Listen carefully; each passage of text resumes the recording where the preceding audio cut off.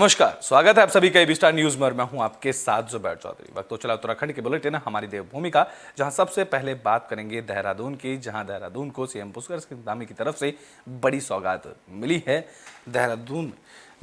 CM Dhami ने देहरादून को 225 करोड़ की परियोजनाओं की सौगात दी है। तो उत्तराखंड के मुख्यमंत्री पुष्कर सिंह धामी ने देहरादून को करोड़ों की सौगात दी। साथ ही सीएम धामी ने एमडीडीए की 10 बड़ी योजनाओं का लोकार्पण किया। बता दें कि सीएम ने देहरादून में करीब 225 करोड़ रुपए की योजनाओं का शिलान्यास और लोकार्पण किया, जबकि 100 करोड़ की लागत से बनने वाले आड़त बाजार का शिलान्यास किया गया। इसके अलावा सहारनपुर चौक से तहसील चौक तक सड़क चौड़ीकरण का कार्य और मसूरी में 56 करोड़ रुपए की लागत से इको पार्क, मालदेवता क्षेत्र में वाटरफॉल का सौंदर्यीकरण जैसी विभिन्न योजनाओं का शिलान्यास मुख्यमंत्री पुष्कर सिंह धामी की तरफ से किया गया।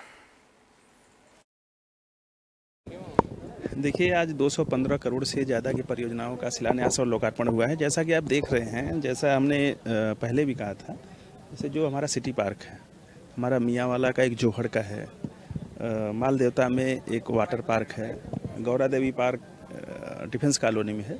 ये सारी ऐसी परियोजनाएं हैं जो हम एक तो शहर को सुविधा दे रहे हैं पर्यटन के लिहाज से, पार्क के लिहाज से और जल संरक्षण के लिहाज से। ये सारी परियोजनाएं ऐसी हैं जो भूमिगत जल के स्तर को ठीक करेंगे। जो हमारी आढ़त बाजार की परियोजना है जिसका शिलान्यास हुआ है, वो आढ़त बाजार के चौड़ीकरण से संबंधित है। उसमें जिन लोगों को विस्थापित किया जाना है, उनको ब्राह्मणवाला में जहां बसाया जाना है, उससे संबंधित शिलान्यास किया है। मसूरी में हमने 20 एकड़ से ज़्यादा का इको पार्क बना रहे हैं, जिसमें हमने कोई पेड़ों का कटान नहीं कर रहे हैं, कोई सिविल वर्क नहीं है, तो प्राकृतिक तरीके से उसको पार्क के रूप में विकसित किया जा रहा है। उसमें भी वाटर बॉडी बनी है, उसमें ट्री हट्स है, बच्चों के लिए खेलने के लिए गेमिंग जोन है। तो मसूरी आने वाले पर्यटकों के लिए तो बुलेटिन में बात कर लेते हैं चमोली की, जहां महाराष्ट्र के पूर्व राज्यपाल भगत सिंह कोश्यारी चमोली पहुंचे। बीजेपी कार्यकर्ताओं ने उनका जोरदार स्वागत किया। तो महाराष्ट्र के पूर्व राज्यपाल उत्तराखंड के पूर्व मुख्यमंत्री भगत सिंह कोश्यारी देवाल पहुंचे, जहां उन्होंने देवाल कौथिग में शिरकत की। इस दौरान बीजेपी कार्यकर्ताओं ने पूर्व राज्यपाल भगत सिंह कोश्यारी का फूल मालाओं से गर्मजोशी के साथ स्वागत किया। वहीं देवाल कौथिग के दूसरे दिन शुभारंभ बतौर मुख्य अतिथि भगत सिंह कोश्यारी ने कार्यक्रम का शुभारंभ किया। बता दें कि मेले में धान्य संस्कृत कला मंच की शानदार प्रस्तुतियां, महिला मंगल दलों की चांचरी ने दर्शकों की खूब तालियां बटोरी। इस दौरान पूर्व मुख्यमंत्री भगत सिंह कोश्यारी ने देवाल कौथिग के आयोजन की सराहना करते हुए कहा कि मेले हमारी संस्कृति को सहेजे हुए हैं और हम सभी का कर्तव्य है कि अपनी संस्कृति को आगे बढ़ाया जाए। साथ ही उन्होंने कहा कि देवाल में उनका पुराना नाता है और थराली विधानसभा के लोगों से उनका आत्मीय रिश्ता है। इसके साथ ही उन्होंने कहा कि वह उत्तराखंड को आत्मनिर्भर उत्तराखंड के रूप में देखना चाहते हैं। ऐसा लगता ही नहीं कि आपको कि कोई पूछने की जरूरत है। हमको बहुत से लोग कह रहे हैं कि जिसने 60 साल राज्य किया उनको अब कैंडिडेट ही नहीं मिल रहे हैं, तो फिर मेरा उसको बोलने का बाकी क्या। जो देवाल हमारा कौथिग है, बहुत पौराणिक शिवरात्रि के मौके पर ये मेला आयोजित किया जाता है। पूरे क्षेत्र के लोग बहुत बड़ी संख्या में यहाँ करके शिवालय में अपनी पूजा अर्चना करते हैं। उसी के बाद यहाँ पर जो मेले का कौथिग का आयोजन होता है, निश्चित रूप से पूरे क्षेत्र के लोगों का एक स्थान पर एकत्रित होकर के जो हमारी सांस्कृतिक विधाएं हैं, जो परंपराएं हैं, जो हमारी महिला मंगल दल हैं, उनके माध्यम से जहाँ मनोरंजन के साथ साथ हम एक दूसरे के प्रति जो भाव होता है, विकास की सोच को आगे बढ़ाने का जो प्लेटफॉर्म हमको मिलता है, निश्चित रूप से आज इस मौके पर हमारे पूर्व में हमारे प्रदेश की मुख्यमंत्री रहे हैं, महामहिम राज्यपाल रहे हैं, और आज उनका यहाँ पर आना हम सब के लिए बहुत बड़ी खुशी की बात है। निश्चित रूप से कोश्यारी जी का बहुत बड़ा स्नेह इस क्षेत्र के लोगों पर रहा है और इस क्षेत्र के लोग भी आदरणीय कोश्यारी जी को बहुत ज़्यादा श्रद्धा भाव से देखते हैं। इसलिए मैं ये समझता हूँ कि आज हम सब लोग जो यहाँ पर इस समय एकत्रित हुए हैं, कोश्यारी जी के स्वागत के लिए, उनके अभिनंदन के लिए यहाँ पर एकत्रित हुए हैं और निश्चित रूप से उनके आने से एक नई खुशी का भाव, एक नई सोच यहाँ पर जो वो कह जाते हैं, हम सब लोगों को प्रेरणा दे। तो बुलेटिन में बात पौड़ी की कर लेते हैं, जहां अंकिता भंडारी हत्याकांड को लेकर कांग्रेस का प्रदर्शन देखने को मिला। इस दौरान पौड़ी में एसएसपी ऑफिस परिसर में एक महिला कांग्रेस ने प्रदर्शन किया। तो उत्तराखंड में एक बार फिर से अंकिता भंडारी हत्याकांड का मामला गरमाने लगा है, जिसे लेकर कांग्रेस लगातार प्रदर्शन कर रही है। इस कड़ी में महिला कांग्रेस ने पौड़ी में एसएसपी ऑफिस परिसर में प्रदर्शन किया। इस दौरान महिला कांग्रेस कार्यकर्ताओं की पुलिस से झड़प भी देखने को मिली, जहां पुलिस ने प्रदर्शन कर रही महिला कांग्रेस कार्यकर्ताओं को हटाने के लिए कड़ी मशक्कत की। वहीं इस दौरान कांग्रेस ने एसआईटी जांच पर सवाल उठाए, जिसमें कहा गया कि एसआईटी भी अब तक उस वीआईपी का पता नहीं लगा पाई है और ना ही हत्या के पहले की कॉल रिकॉर्डिंग अब तक खंगाली गई है, जिसके लिए अंकिता पर दबाव बनाया जा रहा था। वहीं राज्य सरकार पर आरोप लगाते हुए महिला कांग्रेस प्रदेश अध्यक्ष ज्योति रौतेला ने कहा कि अंकिता भंडारी के परिजन न्याय की मांग के लिए सड़कों पर हैं। ऐसे में उनकी आवाज को दबाने के लिए इस लड़ाई में उनका साथ शुरू से कांग्रेस और पत्रकार दे रही हैं और पत्रकार को धामी सरकार ने जेल भी भिजवा दिया है। लेकिन जब तक अंकिता भंडारी को न्याय नहीं मिल जाता, तब तक कांग्रेस परिजनों के साथ कंधे से कंधा मिलाकर इस लड़ाई में साथ खड़ी है।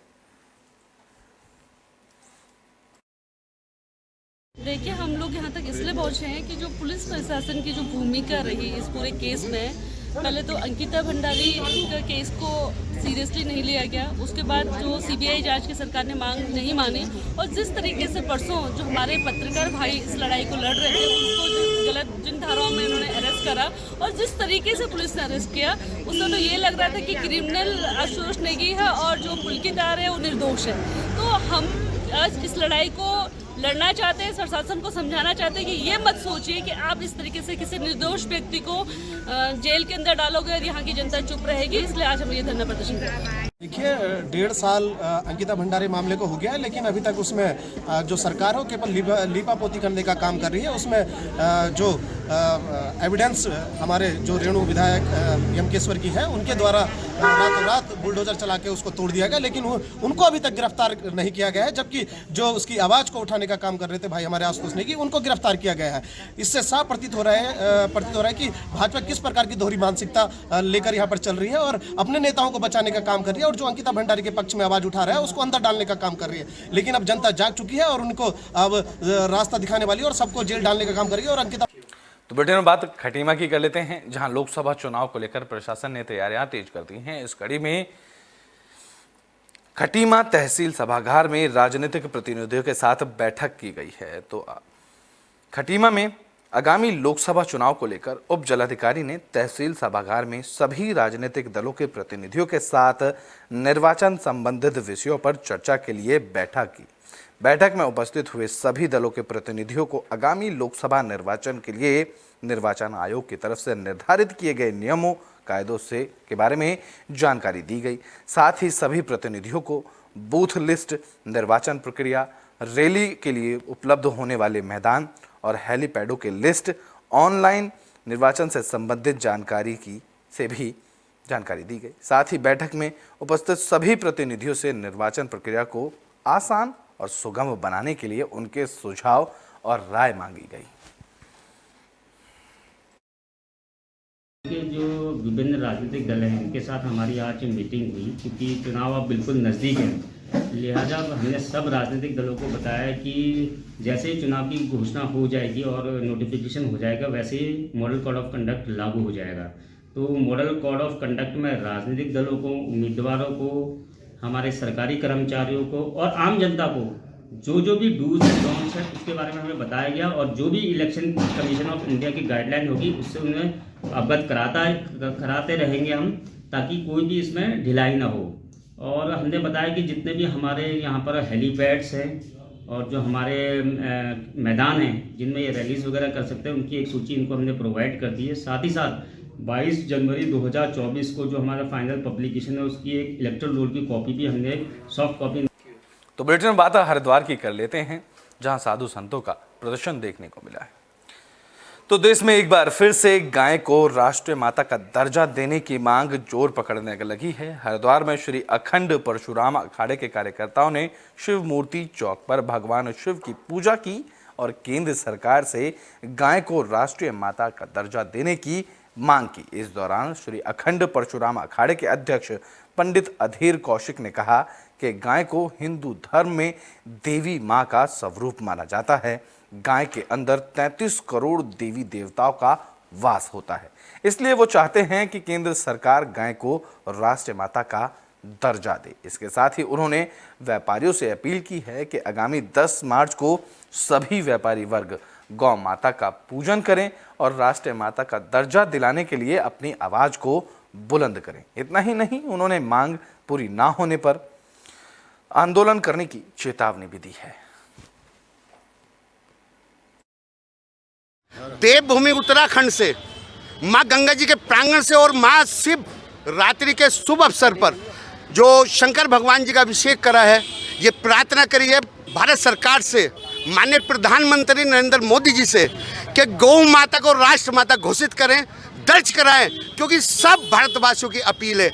जो चारों पीठ के शंकराचार्य जी की एक मांग करी है सभी भारतवासियों से कि 10 तारीख 10 मार्च 10 बजे 10 मिनट के लिए सभी छोटे बड़े व्यापारी अपनी दुकान बंद करके गौ माता राष्ट्र माता का तो ब्रिटेन बात तो मसूरी की कर लेते हैं, जहां भूमाफिया बेखौफ नजर आ रहे हैं। बता दें कि पीड़ित ने भूमाफियाओं पर जमीन कब्जाने का आरोप लगाया है।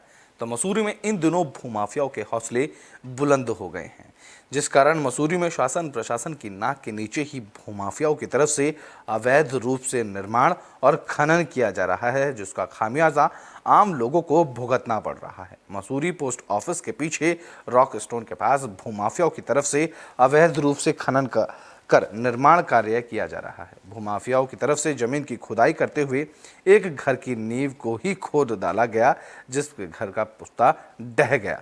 घर में दरारें आई, जिसकी वजह से घर में रह रहे परिवार को खतरा पैदा हो गया है। वहीं परिवार की तरफ से घर को खाली भी कर दिया गया है, लेकिन भूमाफियाओं के हौसले इस कदर बुलंद हैं कि निर्माण कार्य भूमाफियाओं की तरफ से जारी रखा गया है। पीड़ित परिवार की तरफ से पुलिस और प्रशासन को पूरे मामले की सूचना दी गई है। पीड़ित परिवार के सदस्य महिपाल पवार ने बताया है कि उनके घर के सामने की जमीन कुछ लोगों की तरफ से खरीदी गई है, जिसमें अवैध रूप से बिना प्रशासन की अनुमति से जेसीबी से खुदाई करवाई जा रही है, जिस कारण माल रोड की मुख्य सड़क को भी क्षतिग्रस्त हो रही है। उन्होंने कहा कि भूमाफियाओं की तरफ से करीबन 30 फीट नीचे खुदाई कराई जा रही है, जिस कारण उनके घर की नींव हिल गई है और वह उनके घर का बरामदा भी इससे क्षतिग्रस्त हुआ है। उन्होंने कहा कि इस मामले में प्रशासन से शिकायत की गई है, लेकिन कोई कार्रवाई भूमाफियाओं के खिलाफ नहीं कराई जा रही है। पे अवैध खनन हो रहा है कि हमने हमारा पीछे 3 मंजिला मकान है, नक्शा पास का है, कोई हमारा अवैध नहीं है। और सर यहाँ पे जो है जिस बंदे का हमसे आगे जो जगह है वो बंदा जो है 27 फीट गहरा खोद रहा है। अब बताइए सर, 30 फीट की तो हमारी बिल्डिंग है और वो 27 फीट जो है बुनियाद खोद रहा है, तो हमारे मकान को तो खतरा था। हमने 10 बार उसको बोला, वो नहीं मान रहा है। और मान्यवर जी आप देख सकते हैं कि आज आखिरकार जो है वो पुश्ता भी गिर गया और घर के अंदर तक दरार आ गई। बड़ी मुश्किल से एक गरीब आदमी घर बनाता है और फिर उसके बावजूद जो है इस तरीके से जो है कोई माफिया या कोई डॉन या जो भी है इस तरीके से आके मसूरी के अंदर जो है दाईगिरी दिखाएगा, खनन करेगा। 27 फीट की कौन सी बुनियाद होती है, आप हमें ये। तो ब्रिटेन में बात अब भगवानपुर की कर लेते हैं, जहां विधायक की तरफ से तालाब के सौंदर्यीकरण का शुभारंभ किया गया है। तो भगवानपुर में विधायक ने बस स्टैंड के पास तालाब के सौंदर्यीकरण का शिलान्यास किया। इस दौरान आसपास के लोगों की भीड़ भी मौके पर जमा रही। विधायक ममता राकेश ने तालाब के सौंदर्यीकरण शिलान्यास का फीता काटकर शुभारंभ करते हुए कहा कि इस काम को कराने की मांग बहुत सालों से की जा रही थी। तालाब के ओवरफ्लो होने से आसपास के क्षेत्रों में जलभराव होने से किसानों की फसल भी बर्बाद हो रही थी। अब इस समस्या से निजात मिल जाएगा। साथ ही उन्होंने कहा कि भगवानपुर विधानसभा क्षेत्र का चहुमुखी विकास कराने में कोई कसर नहीं छोड़ी जा रही है। तालाब का सौंदर्यीकरण 2 करोड़ 90 लाख रुपए की लागत से किया जा रहा है। उन्होंने कहा कि अब तहसील भवन का कार्य भी तेजी से चल रहा है। देखिए, मैंने इसके बारे में जो योजना तैयार की थी वो 2017 से ही मेरे दिमाग में था कि यहाँ ये कराया जाए कि हमारे हाईवे पर पड़ता है ये तालाब, और इस तालाब में कई दुर्घटनाएं हो चुकी हैं और बराबर में इसके हमारा बस अड्डा भी है और दूसरी तरफ वाल्मीकि समाज का शमशान घाट है और इधर हमारा मदरसा लगता है, जिस वजह से सभी लोगों को बहुत अधिक कठिनाइयों का सामना करना पड़ता था। और बरसात में तो इतने बुरे हालात थे कि पूरी इधर हमारी बस्ती लगी हुई है, जो बस्ती में भी पानी, मदरसे में भी पानी, शमशान घाट में भी पानी, और इसकी वजह से हमारे डीएवी इंटर कॉलेज में भी बरसात की। तो बुलेटिन में बात खटीमा की कर लेते हैं, जहां 7 गरीब कन्याओं का विवाह कराया गया है। तो खटीमा में श्री गौरी शंकर महादेव मंदिर आश्रम में 7 निर्धन कन्याओं का सामूहिक विवाह संपन्न कराया गया। इस कार्यक्रम के तहत क्षेत्र के 7 निर्धन कन्याओं का विवाह नवनिर्मित श्री गौरी शंकर महादेव मंदिर आश्रम में पूरी धूमधाम के साथ कराया गया। कार्यक्रम के आयोजक मंदिर समिति और सामूहिक योगदान से सभी कन्याओं का विवाह की पूरी व्यवस्था की गई थी, जिसके तहत सभी नव दंपतियों को गोदरेज की अलमारी, साथ ही गृहस्थी का सामान उपहार में दिया गया। इस अवसर पर बड़ी संख्या में क्षेत्रवासियों ने कार्यक्रम में पहुंचकर नव दंपतियों को अपना आशीर्वाद भी दिया। कार्यक्रम के दौरान आमंत्रित किए गए भजन गायकों ने अपने भजनों से उपस्थित जन समूह को मंत्रमुग्ध कर दिया। जैसा कि आप सभी ये विदित है, आज महाशिवरात्रि का पावन पर्व है। उसी के उपलक्ष्य में आज यहाँ पर कुछ गरीब कन्याओं का विवाह महोत्सव रखा गया है, जिसमें 7 कन्याओं का विवाह आपके समक्ष किया जा रहा है। और ये जो यहाँ पर हमारे विजया सुमित यादव जी, जिनकी देखरेख में और अन्य जो भी गांव के भक्तगण हैं, उनके विशेष अथक प्रयास के द्वारा यह कार्य बड़ी भव्यता के साथ में आप लोग के द्वारा संपन्न कराया जा रहा है। और उत्तराखंड में बीजेपी ने लोकसभा चुनाव की तैयारियां तेज कर दी हैं। इस कड़ी में मुख्यमंत्री पुष्कर सिंह धामी की तरफ से बीजेपी प्रचार वाहन को रवाना किया गया। तो लोकसभा चुनाव के लिए उत्तराखंड बीजेपी ने अपने प्रचार वाहन को रवाना किया। मुख्यमंत्री पुष्कर सिंह धामी ने बीजेपी महानगर कार्यालय से हरी झंडी दिखाकर वाहनों को रवाना किया। इन वाहनों के जरिए केंद्र और राज्य सरकार की योजनाओं से आम जनता को रूबरू कराया जाएगा। इस मौके पर बीजेपी प्रदेश चुनाव प्रभारी दुष्यंत गौतम, प्रदेश अध्यक्ष महेंद्र भट्ट भी मौजूद रहे। इसके साथ ही पार्टी के प्रदेश प्रभारी दुष्यंत गौतम ने टिहरी और हरिद्वार के चुनाव प्रबंधन समिति और संकल्प पत्र अभियान को लेकर पदाधिकारियों के साथ बैठक भी की। बैठक में लोकसभा कोर कमेटी, चुनाव प्रबंधन समिति, विधानसभा प्रभारी, संयोजक और विस्तारक शामिल हुए।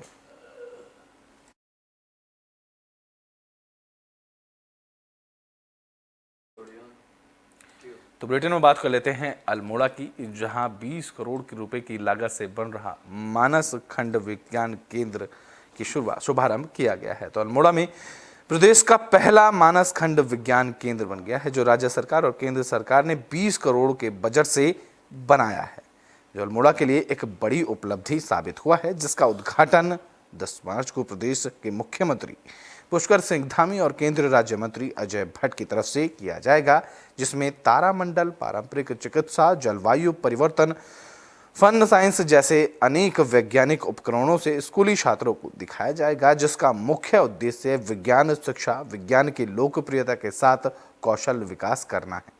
आने वाले समय में इस पार्क को विकसित करने की योजना बनाई गई है। विज्ञान को लेकर युवाओं को वैज्ञानिक शिक्षा देने का के साथ ही वैज्ञानिकों के जरिए विज्ञान के बारे में स्कूली बच्चों को इससे जानकारी दी जाएगी।